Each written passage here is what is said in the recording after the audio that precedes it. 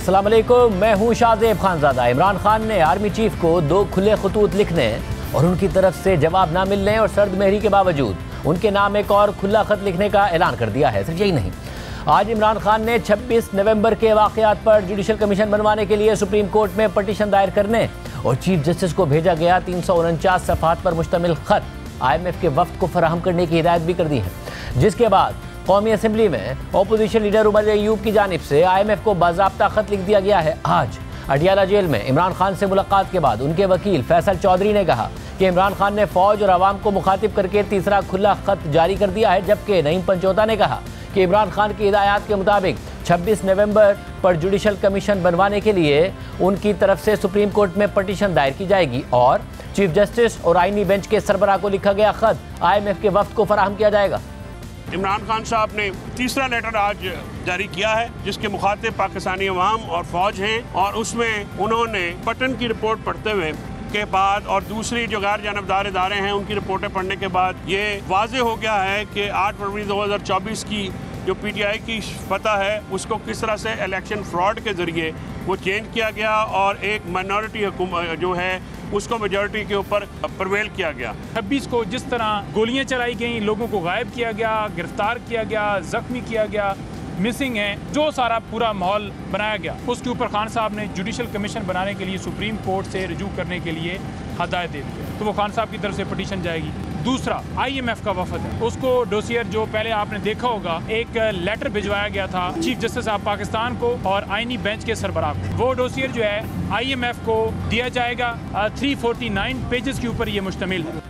आज कौमी असम्बली में अपोजिशन लीडर उमर अयूब की जानिब से मज़कूरा डोजियर मुंसलिक करके IMF के नुमाइंदे को बाज़ाब्ता खत लिखा गया है। उमर अयूब ने खत में मौक़िफ़ इख्तियार किया है कि मैं आपको एक अहम मरहले पर ख़त लिख रहा हूँ, जब IMF का मिशन मईशत और गवर्नेंस के फ्रेमवर्क का जायज़ा लेने के लिए पाकिस्तान का दौरा कर रहा है, जिसमें शफाफियत और कानून की हुक्मरानी बुनियादी खदशात हैं। इस तनाजुर में एक डोजियर मुंसलिक किया जा रहा है जो चीफ जस्टिस ऑफ पाकिस्तान को भी पेश किया गया है, जिसमें 2024 के आम इंतखाबात में बड़े पैमाने पर इंतखाबी धांधली के नाकाबिल तरदीद शवाहिद की तफसील है। इमरान खान ने 7 जुलाई 2023 को IMF के वफ़द से मुलाकात की थी और इस बात पर जोर दिया था कि आज़ादाना और मुनसिफाना इंतखाबात कानून की हुक्मरानी के लिए ज़रूरी हैं। उन्होंने मज़ीद कहा था कि मुल्क में मुआशी खुशहाली और तरक्की उसी वक्त हो सकती है जब कानून की हुक्मरानी हो और आइन की पासदारी हो। हमारे डोजियर में इस बात के ठोस शवाहिद और हक़ाइक़ मौजूद हैं कि किस तरह रियासती इदारों बशमूल इलेक्शन कमीशन ने तहरीक इंसाफ को दबाया, उसका अवामी मैंडेट ज़बरदस्ती छीना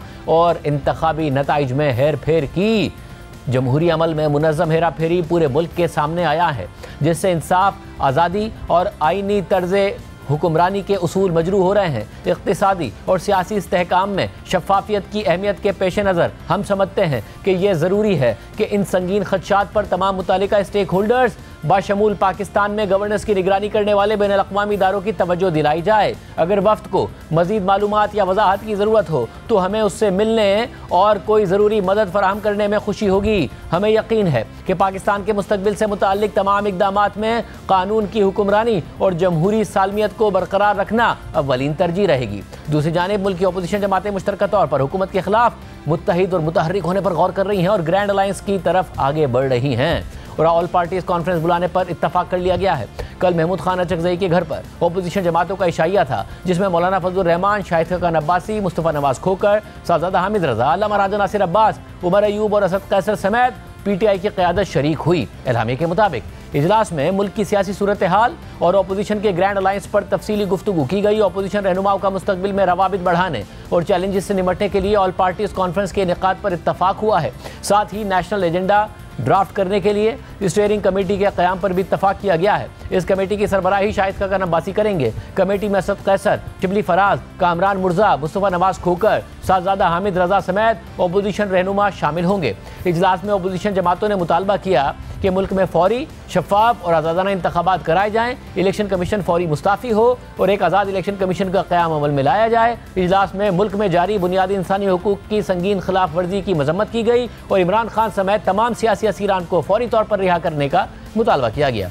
इलामे के मुताबिक अपोजिशन रहनुमाओं ने IMF मिशन के वफ्द की चीफ जस्टिस से मुलाकात पर हैरानी का इजहार किया और मुल्क की मुआशी सूरत हाल पर भी तशवीश का इजहार किया।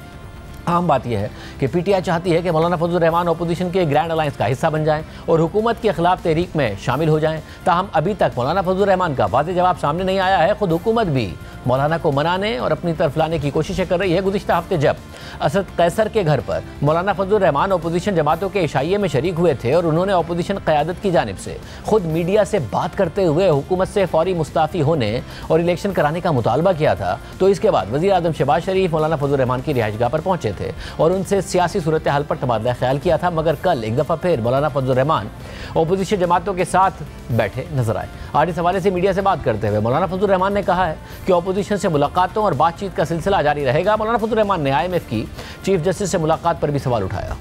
ये पाकिस्तान की तारीख में भी मुनफरद वाक़या है और पूरी दुनिया में भी ये एक मुनफरद वाक़या है कि IMF जो है वो हमारी अदलिया से मिलना चाहता है। किस तरफ इशारा है उसका, क्यों मिले हैं? लगता ये है कि बेहतरीन मईशत का ताल्लुक जो है वो अदल इंसाफ के साथ है और उनको हमारे अदल इंसाफ पर तहफ़्फ़ुज़ात हैं, शायद उस वजह से मिले। महमूद खान ने खाने की दावत दी थी, खाने पे गए थे और जब बैठते हैं तो फिर बहुत सी डिस्कशन भी होती है, बातचीत भी चलती रहती है। ये सिलसिला जारी रहेगा। लेकिन बहरहाल मैं उनकी हुकूमत पर तहफ़्फ़ुज़ात रखता हूँ, ये धांधली की पैदावार है। इसके अलावा आज कौमी असम्बली में JUI के रुकन नूर आलम खान ने भी IMF के वफ्द की चीफ जस्टिस से मुलाकात पर सवाल उठाया तो वज़ीर दिफा ख्वाजा आसिफ ने जवाब देते हुए कहा कि मुल्क में फाइनेंशियल डिसिप्लिन के हवाले से अदलिया का बहुत बड़ा किरदार है। इस हवाले से दोनों फरीक़ैन की मर्जी से ये मुलाकात हुई है, इससे ज़्यादा IMF का कोई किरदार नहीं है। IMF chief justice of Pakistan से मिलने गया है और कौन सी बातें वो वहां पे करके गया है, क्योंकि कल कोई बंदा IMF का आएगा और वो कहेगा कि न्यूक्लियर प्रोग्राम रोल बैक कर ले, तो क्या आपको वो भी मानी जाएगी? IMF ने टाइम मांगा होगा, उन्होंने टाइम दिया होगा। फरीक हैं, उनकी मर्जी से वो मुलाकात हुई है, कोई इम्पोज नहीं किया गया। डेफिनेटली जुडिशरी का एक बहुत बड़ा रोल है कि हमारे मुल्क में जो मुख्तलिफ माली मुश्किलात से हम गुजर रहे हैं उनमें जुडिशरी हमारी मदद करे और जुडिशरी जो है एक फाइनेंशियल डिसिप्लिन के जो एफर्ट है उसको सपोर्ट करे। That is all. इसके अलावा IMF का फुल सही का ऑनरेबल मेंबर ने कोई रोल नहीं बनता। न्यूक्लियर प्रोग्राम में जाने का जो है मेरा ख्याल है it is bit stretching bit too far. Judiciary की हेल्प जो है फाइनेंशियल डिसिप्लिन में बड़ी वाइटल है, इसलिए IMF उनको मिला है। बाकी उनके प्रोग्राम के तहत जो है हम सारा फाइनेंशियल डिसिप्लिन उन्हीं के प्रोग्राम के तहत हमें जो पैसे मिले हैं, जो प्रोग्राम मिला है, जो है फाइनेंशियल हेल्प मिली है, जो ब्रीदिंग स्पेस मिली है, वो IMF की वजह से मिले हैं। हमारी मजबूरी है, कोई मर्जी नहीं है। जो हमारी कंपल्शंस हैं we are trying to survive financially. अदलिया के हवाले से हुकूमत पर सवालात उठ रहे हैं, कोर्ट पैकिंग के इल्ज़ामात भी बढ़ते जा रहे हैं, कड़ी तनकीद हो रही है। खुद अदलिया के अंदर से आवाज़ें उठ रही हैं। सूरत हाल पर वज़ीर आज़म के मुशीर और नून लीग के सीनियर रहनुमा राना सनाउल्लाह का एक अहम बयान सामने आया है। राना सनाउल्लाह ने कहा है कि सुप्रीम कोर्ट के 2 सीनियर जजेस का बाज़ मामलात में तर्ज अमल ऐसा है कि उनके खिलाफ रेफरेंस बनाया जा सकता है। 2 सीनियर जजेस जो सुप्रीम कोर्ट में हैं उनके बाज़ मामलात में उनका जो तर्ज अमल है इंतहाई एहतराम के साथ और उनकी जो पोजीशन हैसियत है उसको मलूज़ खातर रखते हुए ये मेरी राय है कि रेफरेंस बनाया जा रहा है या नहीं बनाया जा रहा है इसके बारे में मुझे कोई इल्म नहीं है, लेकिन बाज़ मामलात ऐसे हैं कि ये बनाया जा सकता है। वो हर मामले में खत लिखते थे और फिर खत जिसको लिखते हैं वो खत उसको बाद में मिलता है, मीडिया में पहले पहुंच जाता है। एक ऐसे प्रापेगंडे का अगर आप मुजब बने जो पूरे अदारे को मलाइन करे, मेरा ख्याल है कि इसको किसी न किसी सिमत जो है वो मिसकंडक्ट से जोड़ा जा सकता है। पाकिस्तान रिकॉर्ड बना चुका अपने लिए, अपनी हिस्टोरिक विक्ट्री आप इस वक्त देख रहे हैं। मोहम्मद रिजवान खुदा का शुक्र अदा कर रहे हैं। पाकिस्तान ने 353 चेस किए हैं, सेकंड लास्ट ओवर में चेस किए हैं। 49वें ओवर की आखिरी गेंद पर पाकिस्तान ने ये रन चेस किए हैं। ज़बरदस्त पार्टनरशिप के नतीजे में चेस किए हैं। पाकिस्तान की ज़बरदस्त परफॉर्मेंस, ओपनिंग पार्टनरशिप बहुत अच्छी रही। फ़खर जमान और बाबर आजम ने अच्छा स्टार्ट दिया, मगर 3 विकेटें गिरने के बाद मोहम्मद रिजवान, सलमान आगा दोनों ने सेंचुरी बनाई। सेंचुरी इस तरीके से बनाई कि उन्होंने रिक्वायर्ड रन रेट नहीं बढ़ने दिया, पाकिस्तान पर प्रेशर नहीं पड़ने दिया। रिक्वायर्ड रन रेट 8 से ऊपर गया, मगर ऐसा नहीं हुआ कि इतना प्रेशर में आ जाए कि कोई आउट हो गया तो फिर पाकिस्तान के लिए मुश्किल हो जाएगी। पाकिस्तान ने अपनी तारीख का सबसे बड़ा चेस किया है। 353 रन पाकिस्तान ने चेस किए हैं। आज से पहले ऑस्ट्रेलिया के खिलाफ 349 रन चेस किए थे। पाकिस्तान ने अपनी तारीख की चौथी विकेट की रिकॉर्ड पार्टनरशिप आज बनाई है, जो कि सलमान आगा और मोहम्मद रिजवान ने बनाई है। मोहम्मद रिजवान रन बॉल के साथ जबरदस्त सेंचुरी की, सलमान आगा 125 और 130 के स्ट्राइक रेट के साथ चलते रहे और रन रेट को मेंटेन करते रहे, रिक्वायर्ड रन रेट को मेंटेन करते रहे। आप स्क्रीन पर इस वक्त हीरो को देख रहे हैं, मोहम्मद रिजवान को, जिन्होंने जबरदस्त नॉक खेला है, क्योंकि तवक्को नहीं की जा रही थी। बार बार तनकीद हो रही थी कि एक तो पाकिस्तान का मिडिल ऑर्डर कमजोर है, दूसरी तनकीद कि अगर रिक्वायर्ड रन रेट 6 से 7 के दरमियान हो, कोई 300 से ऊपर रन बना दे तो पाकिस्तान की टीम में सलाहियत नहीं है, पाकिस्तान के पास वो बैटिंग नहीं है जो इतना बड़ा चेस कर सके। मगर आज ये बात गलत साबित हुई है। आम बात यह है कि चैंपियंस ट्रॉफी जो कि होने जा रही है पाकिस्तान में, उससे पहले साबित हुई है। हम अहमद शहजाद की राय लेंगे। अहमद शहजाद, बहुत सारे कंसर्न्स, टीम को कॉन्फिडेंस की जरूरत थी, आपको लगता है कि वो कॉन्फिडेंस आज हासिल हुआ है और जबरदस्त कारकर्दगी दिखाई है? जी बिल्कुल, अगर इस मैच से कॉन्फिडेंस नहीं शाहजेब भाई आना है तो फिर किस मैच से आना है, और बड़ा राइट टाइम पे आना है। यही बातें बैठ के हम थ्रू आउट करते रहे कि मॉडर्न डे क्रिकेट को मीट करना है, आपने जो रिक्वायर्ड रेट है वो ऊपर जाने नहीं देना है, और वो सारी चीजें आपने अपने इंट्रो में बड़े जबरदस्त तरीके से बता दी हैं। आज जो डिफरेंस था वो यही था कि बेशक 353 चेज हो रहा था, लेकिन आपको पहली बॉल से इंटेंट नजर आया फकर जमान से। बाबर आजम भी जितना भी खेले हैं उन्होंने आज फ्लोइंग क्रिकेट खेली है, रन रेट ऊपर नहीं जाने दिया। 3 आउट के बाद भी अगर 352 चेज हो सकता है तो ये हमारी बातों की अक्कासी करता है कि ये है मॉडर्न डे क्रिकेट। आपने ये नहीं सोचना कि आप आउट हो रहे हैं, फियर ऑफ फेलियर निकालना है, जो टीम की रिक्वायरमेंट है आपने उस तरह लेके जाना है, और आज बिल्कुल उसी तरह की है। इवन दो अगर आप बॉलिंग पॉइंट ऑफ व्यू से देखेंगे तो इतने ज्यादा लूप होल्स हैं कि बयान करने पे आएंगे बॉल, लेकिन आज कुछ भी नहीं। आज सिर्फ पाकिस्तान की तारीफ बनती है, तारीखी रन चेज इन्होंने की है, और ये वो क्रिकेट है जो पाकिस्तान की अवाम, पाकिस्तान के एक्स प्लेयर्स, मीडिया सब पाकिस्तान क्रिकेट टीम से एक्सपेक्ट करते हैं। और आईसीसी से पहले, चैंपियंस ट्रॉफी से पहले इस तरह की परफॉर्मेंस पाकिस्तान से निकल के आना ये बहुत ज्यादा खुशाइंद है। अहमद, एक जो आमतौर पर हमने हिस्टोरिकली देखा है, अगर इतना बड़ा चेज हो, अगर पाकिस्तान ने कभी किया भी है 300 से ऊपर, तो हमने देखा है कि कोई एक वन ऑफ परफॉर्मेंस हो गई, रिक्वायर्ड रन रेट बहुत बढ़ जाना, फिर प्रेशर में आना। आज एक बहुत ही ऐसा लगा कि बहुत स्टेबिलिटी के साथ लेके गए, रिक्वायर्ड रन रेट को इतना बढ़ने नहीं दिया कि हमें हो कि अगर एक भी आउट हो गया तो बस हम गए, हम फारिग हो गए, काफी स्टेबिलिटी के साथ लेके गए। बिल्कुल ठीक बात कर रहे हैं आपने, रिक्वायर्ड रेट इन्होंने ऊपर जाने नहीं दिया। अभी सोशल मीडिया में देख रहा था, वो बोल रहे थे कि जी इनका मेन बॉलर जेनसन नहीं है या रबाडा नहीं है इसलिए रन चेज कर लिया। भाई ये हमारी प्रॉब्लम नहीं है, हमारे प्लेयर्स हमने देखना है कैसे खेले हैं कैसे नहीं खेले, हमारे प्लेयर्स जिगरे से खेले हैं। हमारे जो स्ट्रेंथ रही है ना शाहजेब भाई, वो अटैकिंग क्रिकेट पे रही है। हमेशा जब हमने अटैक किया है, जिगरे से खेला है, फेयरलेस क्रिकेट खेली है, रिजल्ट्स हमारी फेवर में आए हैं, चाहे वो पास में थे, ऐसे ही हमारी नेचर के अंदर है। तो आज वो दिल गुर्दा दिखाया है। आज शायद 350 के बाद जो प्रेशर था वो भी कम हो गया कि बॉलरों ने 350 करा दिया है, जिसकी वजह से और फियर ऑफ फेलियर जो है कम हो जाता है। तो आज जो है ये क्रिकेट टीम ने करके दिखाया है। और जो भी साइड, भाई हम नहीं कह रहे साउथ अफ्रीका को कि अपना रबाडा नहीं खिलाओ या अपना जेनसन नहीं खिलाओ, ये उनका सरदर्द है। हमने यहाँ पे ये देखना है कि हमारी क्रिकेट टीम कैसा खेली है। मेरे ख्याल से हमारी क्रिकेट टीम की बैटिंग जो थी आज फिनोमिनल क्रिकेट खेली है, और जितनी इनकी तारीफ की जाए, रिजवान की फ्रंट से लीड किया है। कैप्टन यही होता है कि जब बलीव खत्म हो जाता है टीम के अंदर से, वो अपनी परफॉर्मेंस से लोगों में बलीव इंजेक्ट करता है, और आज कप्तान ने वही चीज की और उसका भरपूर साथ दिया। एक फ्री फ्लो इनिंग खेली है सलमान अली आगा ने, विकेट के चारों तरफ आप देखें उसने शॉट मारे, और जहां जहां रन रेट ऊपर जाता रहा तो वहां पे वो बाउंड्री लगा के रिस्क लेते थे। देखिए रिस्क के साथ ही रिवॉर्ड है। आज आपने रिस्क लिए, आपको रिवॉर्ड मिल के आया, ये सिंपल फिनोमिना है। होपफुली कि हम आज की परफॉर्मेंस को सामने रखें पूरी चैंपियंस ट्रॉफी के अंदर, और ये सेम क्रिकेट स्पेशली बैटिंग इसी मेथड के साथ बैटिंग करना बहुत जरूरत है अगर आपने फुल फ्लैश साइड को compete करना है आईसीसी चैंपियंस ट्रॉफी के अंदर। राज भाई, एक जो बात मैं इस पे आपका भी तबसरा चाहूंगा कि एक कोई प्लेयर चल गया, उसने तुक्का लगा दिया, जो बात कही जाती है कि जी अगर ये ना चलता तो फिर तो गए। एक गेम प्लान था जो ओवर बाय ओवर नजर आया, इसकी कितनी अहमियत है कि आप 353 रन चेस करने जा रहे हैं और आप ओवर बाय ओवर एक गेम प्लान के साथ जाते नजर आ रहे हैं, 3 विकेटें गिरने के बावजूद जाते नजर आ रहे हैं, रिक्वायर्ड रन रेट को देखकर उसे बहुत ज्यादा बढ़ने नहीं दे रहे हैं। देखिए, एक अटैकिंग बैट्समैन टॉप ऑर्डर पे बहुत जरूरी है ओपनिंग में। जिस तरह से ऑस्ट्रेलिया में देखते हैं या हम साउथ अफ्रीका में जीते, साइम अय्यूब की बैटिंग बहुत स्ट्रांग थी, बहुत स्ट्राइक रेट बहुत हाई था। उनको रिप्लेस करते हैं आके फ़खर जमान। पिछले मैच में भी अगर कोई साथ देता उनका तो हम मैच जीत सकते थे। आज के मैच में भी देखिए फाउंडेशन अच्छी होती, जब 352 बन गए, 352-53 का अगर आपके पास टारगेट है, आसान नहीं होता। ज़रूरी है कि शुरू के 10 ओवर्स में हम अच्छा स्टार्ट दें। 91 मतलब 9.1 से हम गए और उसके बाद कंटिन्यू किया उसको। नो डाउट उसमें विकेट गिरी हमारी, फ़खर भी आउट हुए, बाबर भी आउट हुए, सऊद शकील भी आउट हो गए।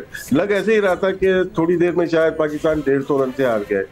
यही चीज़ सिखाती है क्रिकेट में कि आपकी मेंटली अगर टफ है, अगर आपको खेलना आता है स्पिनर पे, फास्ट बॉलर पे, तो मोस्ट इम्प्रेसिव नो डाउट कप्तान ने अच्छी इनिंग खेली, लेकिन सलमान अली आगा ने जिस तरह से शॉट खेली है, स्वीप, एक्स्ट्रा कवर, कट, हर चीज़ उन्होंने ट्राई की। और एक पहली उनकी सेंचुरी थी ओडीआई में, और खुशहाली ने पाकिस्तान के लिए कि चैंपियंस ट्रॉफी से पहले, क्योंकि बहुत डाउन थे। आज दोपहर में भी हमने शो किया, हम सब यही कह रहे थे कि ना हमारी बैटिंग चल के दे रही है, ना हमारी बॉलिंग चल के दे रही है, क्योंकि बॉलिंग तो 352 करा चुके थे। लेकिन जिस तरह से कमबैक किया पाकिस्तान टीम ने, सारे प्लेयर्स मुबारकबाद के मुस्तहिक हैं और इसको कंटिन्यू करें, और हो सकता है कि हम और अच्छा खेलें और न्यूजीलैंड से 14 तारीख को फाइनल भी जीत सके। और मुझे अहमद सर ये बताएगा कि बैटिंग विकेट थी, हमने रन बनाए तो उन्होंने भी बनाए, बॉलिंग में कोई खामी नहीं थी, और या कोई ना कोई मसला है? क्योंकि सबने ही रन दिए हैं, हसनैन ने ज़्यादा दिए, मगर अब इत्तलात है कि हारिस रऊफ वापस आ जाएंगे। आज उन्होंने रेस्ट किया, इंजरी उनकी ठीक हो गई है और तवक्को है कि वो रिकवर करके वापस टीम में आ जाएंगे। बॉलिंग इशू है या जैसी पिच थी उतने ही रन पड़ गए? नहीं सर, पिच जो अंडर लाइट्स पिच खेलते हैं ना शाहजेब भाई, वो हमेशा बहुत फिनोमिनल खेलता है। हम भी यहाँ पे जब PSL या जितने भी मैचेस खेलते हैं, डे टाइम में थोड़ा सा मुश्किल खेलता है पिच, लेकिन पाकिस्तान ने 350 बहुत ज्यादा स्कोर करा दिए थे। This is asking bit too much from your batsman. आप इस तरह हर मैच नहीं जीत सकते हैं, तो आप में बॉलिंग के बहुत काम करना है, आपने अर्ली विकेट्स लेने हैं, आपने बीच में जो है ना अपने स्पिनर की यूटिलाइजेशन करनी है जो पाकिस्तान के पास है नहीं। उसके बाद इब्रार को जो है ना वो अफोर्ड ही नहीं कर सकता, क्योंकि एक ही स्पिनर है। इब्रार गंदे बॉल करना अफोर्ड नहीं कर सकता। इब्रार पे बहुत रिलाई कर रही है टीम पाकिस्तान, एक स्पिनर चैंपियंस ट्रॉफी के अंदर, उसके बाद डेप्थ के अंदर यॉर्कर मिसिंग है, यॉर्कर नजर नहीं आ रहे हैं। तो ये सारी चीजें अपनी जगह मौजूद है जो आने वाले टूर्नामेंट के अंदर इनको बिल्कुल रेक्टिफाई करनी है। लेकिन एट द सेम टाइम हम सिर्फ ये कहते हैं कि देखिए अभी सुबह भी जो हम बात कर रहे थे, शो कर रहे थे शाहजेब भाई, एक होती है ना कि इमेज बना लेना, consistency is the name of the game. आप अपनी इमेज इस तरह बनाते हैं कि जैसे ही 350 हुआ, बहुत सारे लोगों ने हम समेत भी ये लग रहा था कि यार अभी मैच खत्म हो जाएगा। लेकिन जब आप इस तरह की परफॉर्मेंसेस पुट करते हैं ना, तो आप पूरी अवाम समेत हमारे एक बिलीव डालते हैं। तो यही इंटरनेशनल क्रिकेट है। भारत की तरफ आप दूसरी तरफ देखेंगे, इंग्लैंड की बड़ी टीम वहां पे आई हुई थी, 8 मैचों की सीरीज उन्होंने खेली, 5 T20, 3 वनडे, एक मैच हराने में कामयाब हुआ उन्हें इंग्लैंड। बाकी सारे मैच जो है भारत ने वन साइडेड जीते हैं। तो ये कंसिस्टेंसी है। अब पाकिस्तान के लिए चैलेंज ये है कि इन्होंने ये जो परफॉर्मेंस दी है, इसका ये मतलब है ये कर सकते हैं, इसमें कंसिस्टेंट रहना है बस इन्होंने, इंशाल्लाह ताला। बाकी सपोर्ट आप देखें, मेरा जिस तरह आप इंट्रो देते हैं, आप तो वैसे ही उठा के रख देते हैं शाहजेब भाई। एक मैच पाकिस्तान जीतता है तो हम सरों पे उठा लेते हैं, हीरो बना लेते हैं। हमारी कौम इसी तरह की है और हम चाहते हैं कि चैंपियंस ट्रॉफी जीत के आके इसी तरह इंशाल्लाह आप हमें बुलाएं और आप इसी तरह का इंट्रोडक्शन कराएं और पाकिस्तान टीम को सितार बना दें, उनके सारे जो प्लेयर है उन्हें आसमानों पे उठा दें और हम यहाँ बैठ के उनकी तारीफें कर रहे हैं। मैं तो खुद ये चाह रहा हूँ कि ऐसा इंट्रो देने का मौका मिले और पाकिस्तान चैंपियंस ट्रॉफी जीते तो बड़ा अच्छा हो। राज भाई, बॉलिंग में आपका तजिया देख रहा था पिछले दिनों, तो आपने बड़ी अहम बात की थी कि भाई जो दूसरे बॉलर्स हैं उनकी तो सब बात कर रहे हैं, हमारे जो स्टार बॉलर्स हैं वो नहीं परफॉर्म कर रहे हैं, ये ज्यादा परेशानी की बात है। नाउ आपको लगता है आज पिच जैसा था वैसा ही हुआ या बेहतरी की गुंजाइश मौजूद है?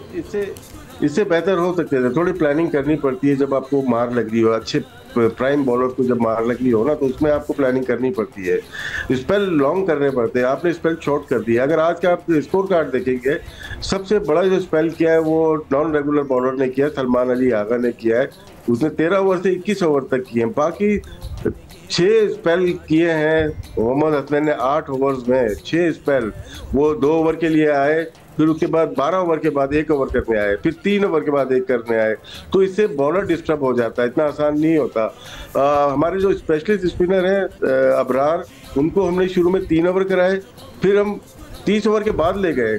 और होता क्या है कि आपके मेन बॉलर आउट करवाने के लिए करते हैं। मेरे ख्याल से रिजवान को और आकिब जावेद को ये करना चाहिए, अपने प्रीमियर बॉलर को ना स्पेल अच्छे करवाएं, 3-3 ओवर का नहीं करवाएं। सबसे बड़ा स्पेल अगर नॉन रेगुलर बॉलर कर रहा है 5 ओवर का, और शाहीन आफरीदी 3 ओवर का कर रहे हैं, 2 ओवर का हसनैन कर रहे हैं, 2 ओवर का आपके शाहीन वो कर रहे हैं, अबरार कर रहे हैं, तो मेरे ख्याल से ये मुनासिब नहीं है। अपने बॉलर को आप अच्छी तरह से यूटिलाइज करें।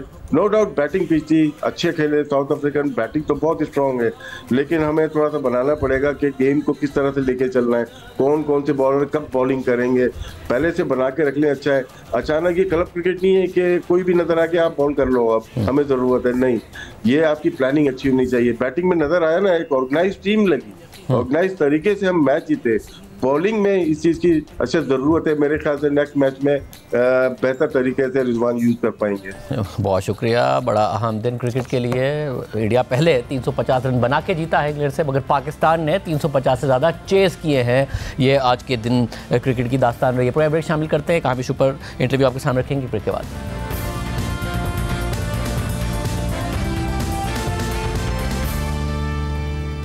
तहरीक इंसाफ मौलाना के करीब आ रही है। हुकूमत में राना सनाउल्लाह साहब 2 जजेस के खिलाफ रेफरेंस का इशारा दे रहे हैं। हमारे साथ मौजूद हैं राना साहब, बहुत शुक्रिया मुझे ज्वाइन करने के लिए। राना सनाउल्लाह साहब, सबसे पहले ज़रा आपका एक इंटरव्यू में ये कहना कि आपके इल्म में तो नहीं है कि ऐसा हो रहा है या नहीं हो रहा, मगर बाज़ मामला ऐसे हैं कि 2 सीनियर जजेस के खिलाफ रेफरेंस लाया जा सकता है, और वो भी सुप्रीम कोर्ट के। और सब जाहिर है, अब आपकी पार्टी में भी अहम पोजीशन है, हुकूमत में भी ओहदा है आपके पास। जब आप ऐसी बात करेंगे तो खबर दे रहे हैं या 2 जजेस को धमकी दे रहे हैं? नहीं शाहजेब, ना इसमें कोई खबर देने वाली बात है और ना ही कोई धमकी देने वाली बात है, बल्कि ये बात इंतहाई जो है वो बाइस अफसोस और दुख है कि आप देखें कि साथ साथ जो है वो ऑफिस हैं, एक ही बिल्डिंग है, और फिर ये भी है कि मौजूदा जो चीफ जस्टिस ऑफ पाकिस्तान हैं वो इस किस्म की जो महाजराई और ग्रोह बंदी है वहाँ पे जजेस के दरमियान, उसका वो कभी हिस्सा नहीं रहे। और वो हमारे जो सीनियर प्यूनी जज हैं सैयद मंसूर अली शाह साहब, उनके वो चैम्बर फेलो भी रहे हैं, यानी जब वकालत करते थे उस वक्त भी इकट्ठे थे, और उस वक्त जब एलिवेट हुए तो फिर भी इकट्ठे। तो इसके बावजूद जो है वो यानी साथ साथ ऑफिस है, बीच में सिर्फ एक दीवार है, और वो एक दूसरे को ख़त लिखते हैं, और उन खतूत में फिर इस किस्म के रिमार्क्स होते हैं कि वो पढ़ने लायक हैं। तो फिर ऐसी सूरत में लोगों को तो ये ख़दशा रहता है कि जैसे बाज़ औक़ात अदालतों में ऐसी ख़बरें और ऐसे वाक़यात हुए हैं कि वकला जो है वो आपस में दस्तो गिरेमा हो जाते हैं। कोई ऐसी सूरत हाल जो है वो जजेस के दरमियान ना हो जाए, और वहाँ से कोई ऐसी खबर आए कि जनाब वहाँ पे इस किस्म का जो है वो कोई दंगा फसाद हो गया है। तो मिसकंडक्ट जिस बला का नाम है, अगर वो ये नहीं है तो फिर और क्या है? मतलब अगर ये ऑफिशियल समझता, मतलब जाहिर ऑफिशियली वो अपने चीफ जस्टिस को ख़त लिख रहे हैं। बहुत सारे मामला अदालत में ऐसे हो रहे हैं, 26वीं आईनी तरमीम को टेकअप करने का मामला था, फिर फुल कोर्ट का मामला था, फिर जजेस की शिकायत का मामला, इस्लामाबाद हाई कोर्ट में सीनियरिटी का मामला। अगर वो अपने चीफ जस्टिस को ख़त लिख रहे हैं, आपके ख्याल में ये मिसकंडक्ट के ज़मरे में आता है? तो जैसे काजी फैसल साहब भी खतूत बहुत ज़्यादा लिखा करते थे, उनके खतूत भी मीडिया की जीनत बन जाया करते थे, मीडिया के हेडलाइंस बना करते थे, आप अप्रिशिएट करते थे उनको उस वक्त? देखें, मैं तो किसी का मुअज़्ज़ज़ जज का नाम लिए बगैर, एक वकील होने के नाते हमने तो आज तक यही सुना है और यही पढ़ा है कि जजेस अपने फ़ैसलों के थ्रू बोलते हैं। ये खतूत के ज़रिए बोलना, और फिर खतूत भी इस तरह से लिखना कि वो मीडिया को पहले पहुंच जाते हैं, और जिसको लिखा होता है उसको तो पता नहीं पहुंचते या नहीं पहुंचते। तो ये मामला जो है ये जजेस को, और ख़ास तौर पे फिर इस लेवल पे, मैं नहीं समझता कि कोई भी इसे जो है वो तहसीन की नज़र से या कोई जस्टिफाई समझता हो। सभी लोग जो हैं इस बारे में परेशान हैं, जो कि मैं भी हूँ, इसमें कोई जो है वो खबर देने या धमकी देने वाली तो सवाल ही पैदा नहीं होता। और साहब मगर अब इस सारी सूरत हाल में जब आप ये कहते हैं रेफरेंस की बात हो सकती है, लाया जा सकता है, आमतौर पर हमने माजी में देखा है कि हालात व वाक़यात बहुत काबू में होते हैं, बहुत गिरफ्त होती है, मगर कोई एक वाक़या एक चिंगारी साबित होता है और फिर आग फैल जाती है और फिर इक़्तिदार कमज़ोर पड़ जाता है और बने बनाए प्लान्स ख़राब हो जाते हैं। बहुत सारे मामला किए गए, 26वीं आईनी तरमीम हो, जजिस की तैनातियाँ हों, ट्रांसफ़र हो, इजाफा हो, वकला ने कहा ज़रूर है, मगर ज़ाहिर है एक ताकतवर आपके ख़िलाफ़ इत्तेहाद नहीं नज़र आया, ना अपोजिशन का ना वकला का। मगर जब आप बढ़ते जाएंगे आगे, ये रेफरेंस लाने वाली बात, इस किस्म के मामला, ये कोई चिंगारी भी तो साबित हो सकता है ना, जो सारे की सारी हुकूमत के लिए और रियासत के जो प्लान्स हैं उसके लिए एक नुकसानदेह साबित हो। नहीं शाहज़ेब, ये सूरत हाल जो है ये न सिर्फ हुकूमत के लिए बल्कि मुअज़्ज़ज़ हमारी जो जुडिशरी है उसके लिए, बल्कि ये तो रियासत के लिए भी जो है ये नुकसानदेह है। ये सूरत हाल जो है वो किसी तरह से भी इसको जो है वो कंटिन्यू नहीं रखा जा सकता, नहीं जो है वो रखा जाना चाहिए। आप ये देखें कि जिस तरह की तकसीम जो है वो सुप्रीम कोर्ट में है, वैसी ही तकसीम अब हाई कोर्ट्स में जा रही है और वैसी ही तकसीम जो है वो बार्स में जो है वो पैदा हो चुकी है। अब मामला ये है कि अगर ये जजेस की ट्रांसफ़र का मामला इतना ही जो है वो गलत हो गया है, तो क्या वो ट्रांसफ़र जो है वो कोई किसी एग्जेक्टिव अथॉरिटी ने या हुकूमत ने या प्राइम मिनिस्टर ने जो है वो कर दी है? कम से कम 3 चीफ जस्टिस साहबान मुत्फिक होते हैं, तो फिर एक हाई कोर्ट का जज जो है वो एक हाई कोर्ट से दूसरी हाई कोर्ट में जो है वो ट्रांसफ़र हो सकता है। ये आप आर्टिकल 200 ऑफ द कॉन्स्टिट्यूशन जो है वो पढ़ लें। तो मामला ये है कि जहाँ पे चीफ अभी ट्रांसफर पर तो चीफ जस्टिस भी मुतमईन है, जो कि ऑनरेबल जज है, मगर ट्रांसफर पर तो चीफ जस्टिस भी मुतमईन है। सीनियरिटी का मसला है जिसके ऊपर भी खतूत भी लिखे गए कि सीनियरिटी का मसला, जिस पर चीफ जस्टिस की भी गालिबन राय यही है कि सीनियरिटी का इशू अपनी जगह पर मौजूद है, जिसका फैसला होना है, और उन्होंने कहा कि जुडिशल कमीशन में भी उन्होंने राय दी है।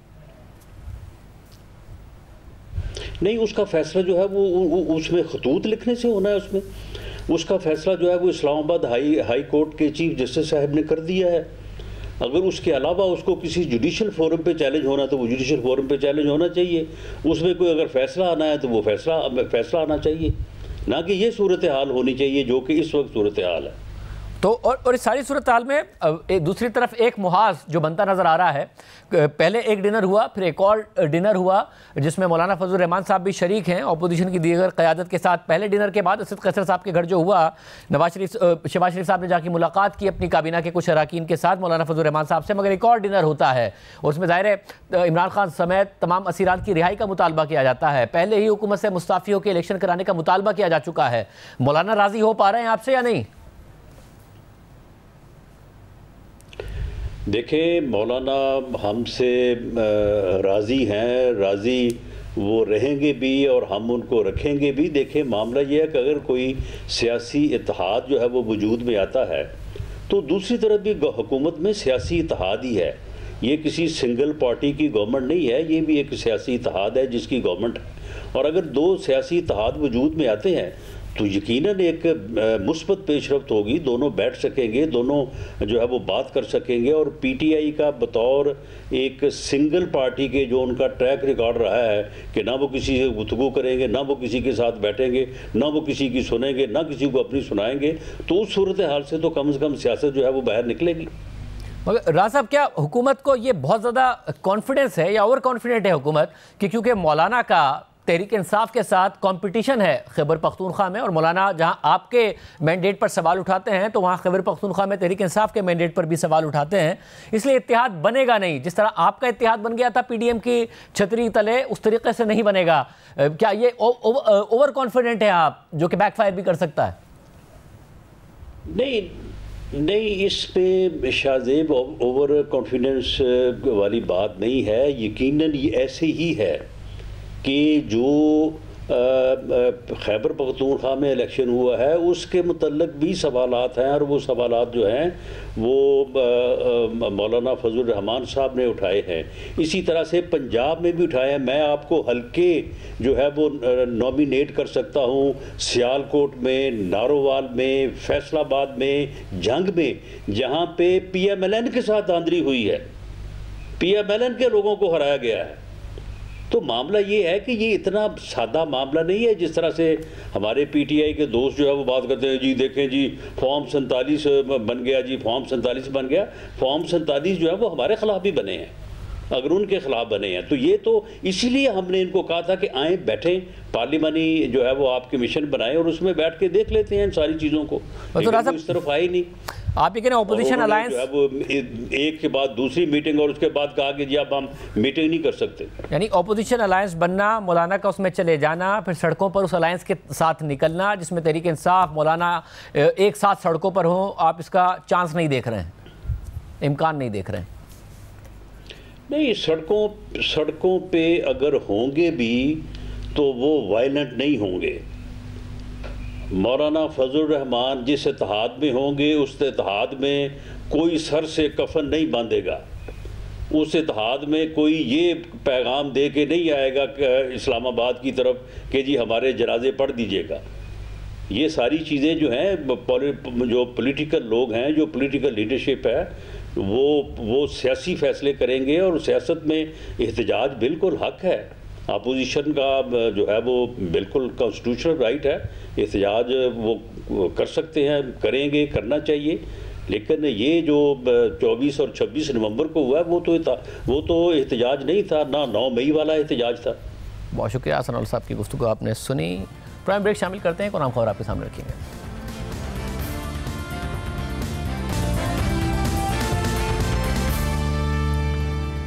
कराची में 6 जनवरी से लापता मुस्तफ़ा आमिर के केस में आज अहम पेशरफ सामने आई है। परसों इंसदादी दहशतगर्दी की अदालतों के इंतजामी जज सैयद जाकिर हुसैन की तरफ से मुल्जिम अरमगान का जिस्मानी रिमांड मुस्तरद करने और उसे जुडिशल रिमांड पर जेल भिजवाने के बाद पुलिस ने दोबारा जिस्मानी रिमांड के लिए उनसे रुजू किया था, जिस पर जज ने एक दफ़ा फिर पुलिस को मुल्जिम का जिस्मानी रिमांड तो नहीं दिया, अलबत्ता केस की तफ्तीश के लिए JIT बनाने का हुक्म दे दिया है। और इस हवाले से एडिशनल चीफ सेक्रेटरी सिंध को आज तहरीरी अहकाम जारी कर दिए हैं। साथ ही कल पुलिस ने मुल्जिम अरमगान का जिस्मानी रिमांड हासिल करने के लिए अदालत में जो दरख्वास्त जमा कराई थी उसमें वाक़े के हवाले से मज़ीद इंकिशाफात सामने आए हैं।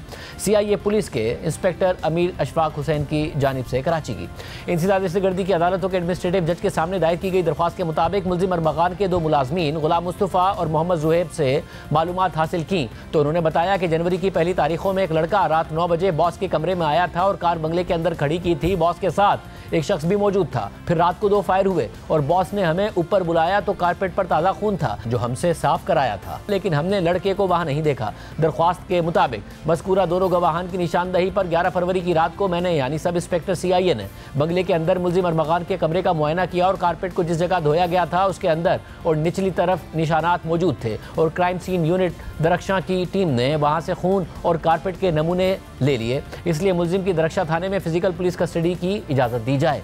पुलिस की इस दरख्वास्त पर अदालत ने जिस्मानी रिमांड देने के बजाय JIT बनाने का हुक्म दे दिया। कल हमारे प्रोग्राम में मुबैना मग़वी मुस्तफ़ा की वालदा ने तफसील से बताया था कि उन्हें मुस्तफ़ा की तलाश के हवाले से किन मुश्किलात का सामना करना पड़ रहा है। उन्होंने पुलिस और रिमांड मुस्तरद करने वाले जज के रवैये पर भी सवाल उठाए थे।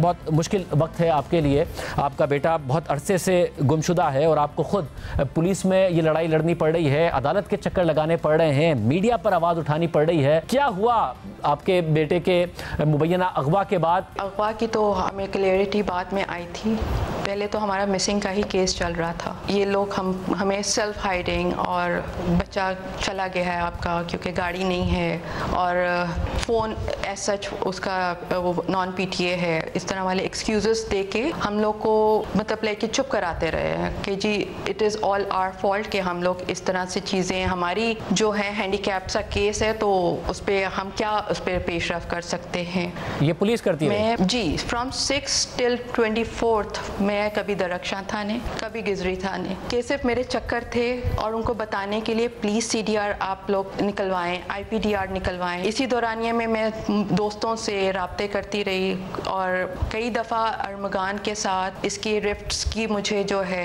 वो इत्ला मिलती रही। मुस्तफ़ा को कई दफ़ा ये धमकियाँ दे चुका हुआ है। हमने शुरू में ही नॉमिनेट भी किया था। 24 तारीख को इसी बच्चे की बात करते करते मेरी से कुछ इस तरह के सिलसिले चले कि उसको लगा कि मैं शायद फंसने वाला हूँ। मतलब इतने हाईटेक हमारे किडनैपर्स कहाँ से हो गए हैं कि वो ये अमेरिकन सिम से जो है आधी रात में जो है मुझे कॉल करना शुरू करें। खैर इसकी कॉल जो है वो मेरे लिए ब्लेसिंग ही बन गई कि मेरा केस AVCC को ट्रांसफ़र हुआ 10 दिन के अंदर अंदर। ये इसमें केस में इतनी पेशरफ्त हुई कि अल्लाह का करना ये हुआ कि मुस्तफ़ा के कुछ वॉइस नोट्स थे वो रिकवर हुए, जिसमें उसने बताया कि अरमगान ने बुलाया है मुझे, और फिर IPDR के हिसाब से उसकी लोकेशन वहाँ की 7:30 बजे आई। IO अपना केस क्या प्रेजेंट करने में ही नाकाम हो गया। उसके आधे अधूरे जुमले, उसने किडनैपिंग का कोई जिक्र नहीं किया, उसने मुस्तफ़ा का नाम नहीं लिया, वो बहुत अनक्लियर था। शायद उसी वजह से जज साहब को सिवियरिटी ऑफ केस समझ में नहीं आई कि वो कह रहे थे कि अच्छा DSP को गोली लगी, कैसे गोली लगी, मरा ही नहीं, तुम लोग बाकियों को क्यों नहीं लगी। शायद मैं बहुत नर्वस थी उस वक्त, मुझे उनका नहीं समझ में आ रहा था कि वो क्या कहना चाह रहे हैं। 2 दिन का रिमांड कह के और मेडिकल का कह के अपनी बात ख़त्म की, तो मैंने अपने उनसे बिल्कुल रिक्वेस्ट किया, तो उन्होंने साफ साफ बोला बीबी मैंने आपकी बात सुननी नहीं है, आपकी बारी 30 दिन के बाद आएगी, आज इनकी बारी है। आज के प्रोग्राम में इतना ही, अल्लाह हाफ़िज़।